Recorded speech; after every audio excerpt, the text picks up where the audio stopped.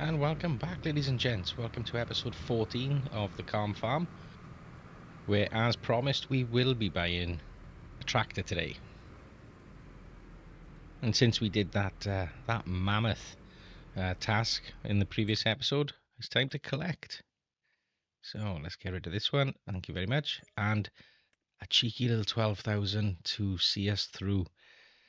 That's on top of the 11,000 profit that we got from the XSPs. As you can see, I just picked up another cultivating contract because it's always handy to have one ticking over in the background. We do actually have one ongoing at the moment. I think it's at about 27, 28%. So I'm going to go over there, wrap that one up, and then get myself to the shop. See you shortly.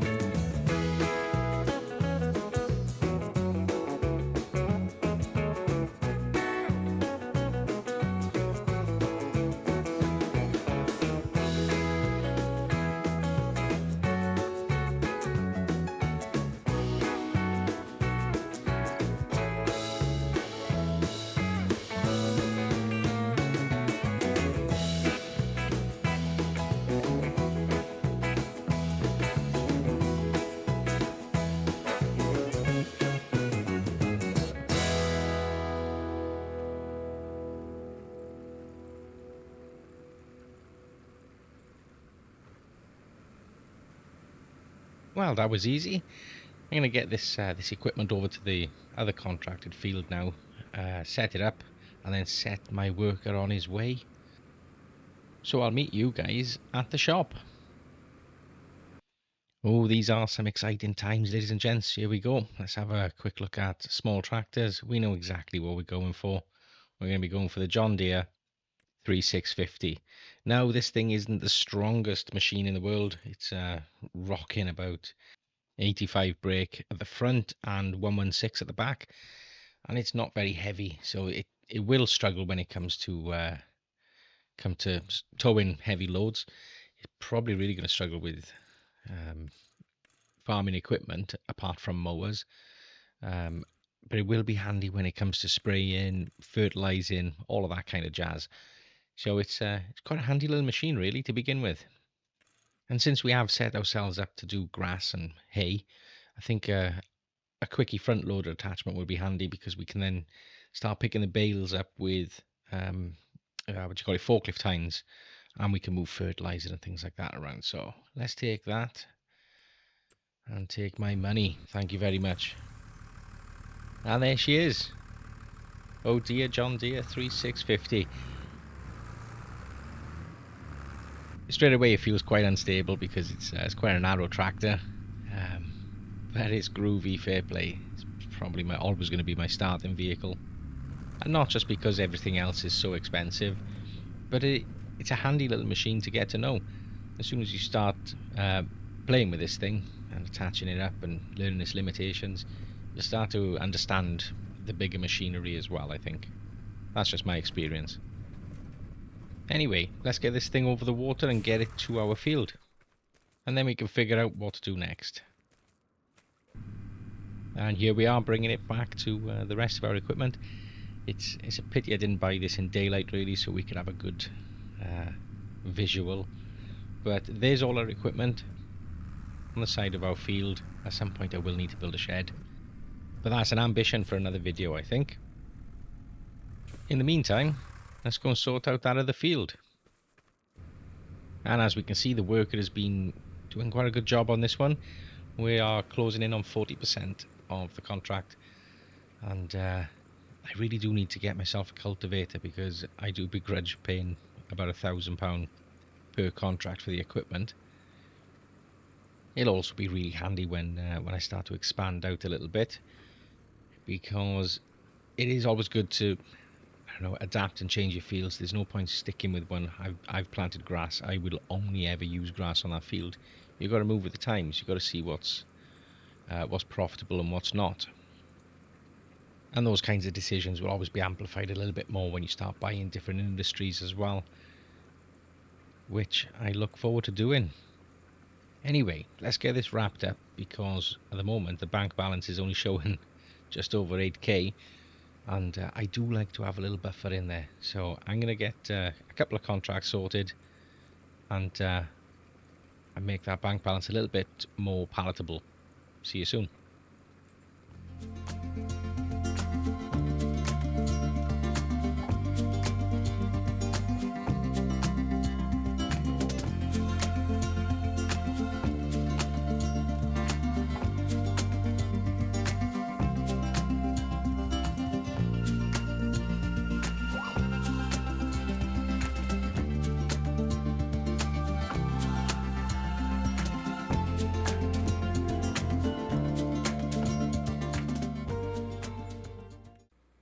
So I hope you don't mind, but I've zipped forward to the early morning, get a little bit of sunlight in you. Look at that tractor. Oh, it's a beautiful thing. And I think it's going to serve us well. As we run up here to have a quick look at the growth state of our fields, all ready to harvest, 100% fertilized. Beautiful. We've also got 2 contracts ongoing at the moment, where my workforce is doing their thing. Let's have a quick look. Yeah, there we go, making some good progress there. That's quite a machine, isn't it? Look at the size of that. And a little bit of cotton as well, cotton harvesting. I do enjoy those. My biggest concern from FS22 is cotton harvesting, when you don't have a full bale at the end of the contract, and it refuses to dump the load. You often ended up with incomplete contracts, and because they're cotton fields as well, they get quite pricey when you don't complete the contract. So I was a bit nervous picking this one up, but only time will tell to see if Giants have rectified that issue with FS25. We'll see in a little bit, I'd imagine. But in the meantime, let's get this loaded up there and then get back to our field. So as the harvester does this thing, my driver takes the trolley up there, loader up there. I'm going to set up now and start mowing our own land. Let's see what we can get out of the first field, just for measuring purposes, really. Because when we know how many bales we can get out of the very small field, then we'll have a good idea of whether or not it's worth keeping the land or changing it into a parking area. I don't know, a shed maybe even a greenhouse. But we will see. I'll see you after this.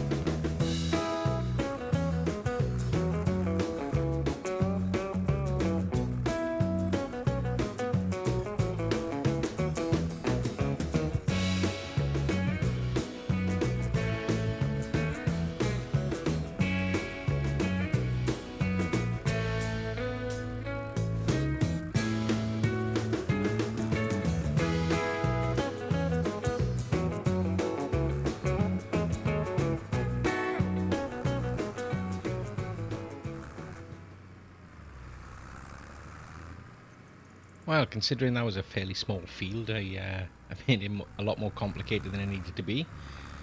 2.5 bales really.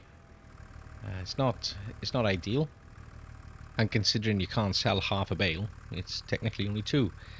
So this is going for just over £500.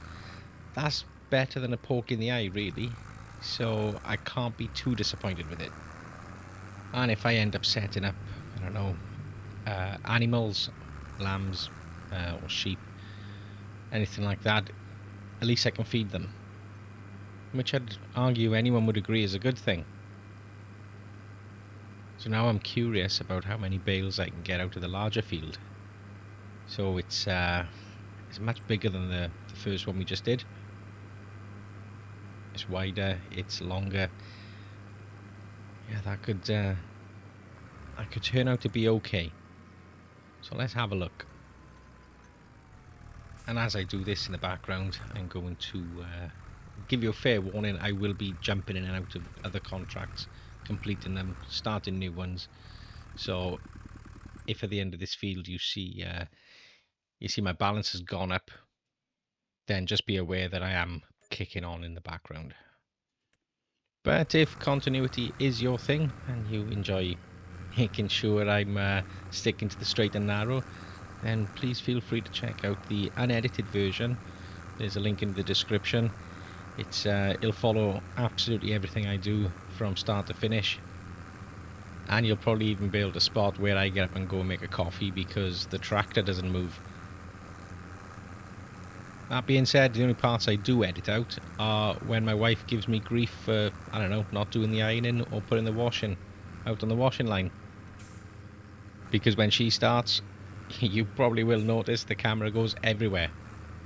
So to save you a little bit of motion sickness, I crop out those little bits of blind panic.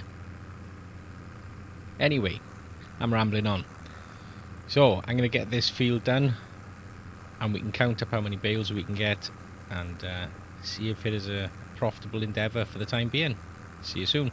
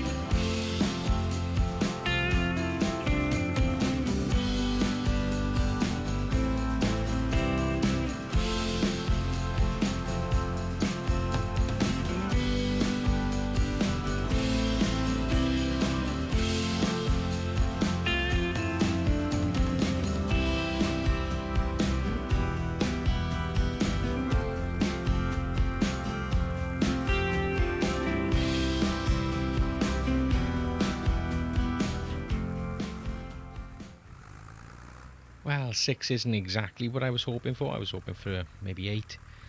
But then again, I am optimistic by nature. Unless I'm trying to pick up bales with this contraption. Anyway, some quick fire maths. 2 bales, we got just over 500 for 2 bales. So call it 250 a piece. and then these 6, so that's about 1,500, maybe 1,600 if the change adds up. So 2 fields, 8 bales, 2 grand. That's not terrible. That means 3 harvests of both fields essentially pays for things like the windrower or the small mower.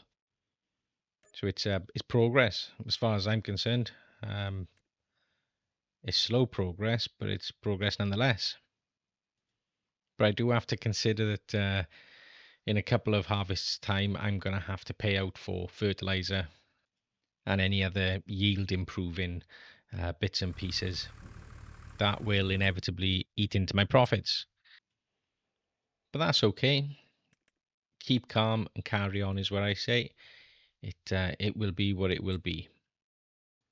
And eventually I'll be able to afford upgrades to things like windrowers, balers, and all the good stuff that helps me get this done more efficiently. And I think the first form of efficiency is going to be picking up a round bale collector, because these things, oh, they're tricky. Anyway, I'm going to call it a day there. I'm going to thank you very much for your attention. Thank you for joining me on the Calm Farm. As always, if you've got any comments, suggestions, or advice, I'm not an expert at this, please drop it in the comments below. I will respond. And if you're feeling up to it, please drop a like and consider subscribing. Every little helps, as they say. Until next time, take care.